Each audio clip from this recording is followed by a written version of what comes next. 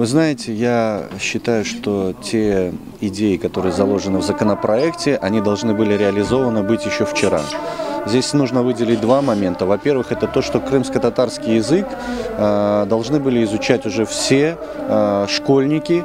И к сегодняшнему моменту мы бы имели уже целое поколение, а то и не одно, людей или молодых людей, которые бы хотя бы на элементарном уровне знали один из языков Крыма, в данном случае язык коренного народа. И то, что каждый крымский татарин имел право и возможность во всех официальных учреждениях и органах власти обращаться, получать ответы или производить иные какие-то действия, используя родной язык. К сожалению, на сегодняшний день это единичный случай, и то это происходит после ряда таких трудностей определенных.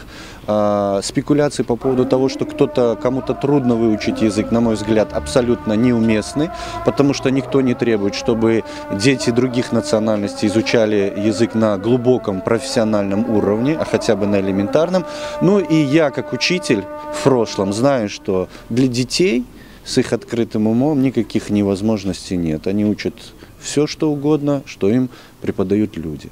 И, на мой взгляд, для развития толерантности, для развития взаимоотношений в Крыму изучение языка крымско-татарского было бы крайне важным. А по поводу перспектив принятия, учитывая заявление главы республики, главы парламента и придворных политологов, у меня очень большие сомнения, что законопроект будет принят в том виде, в котором он нужен для Крыма и для крымских татар.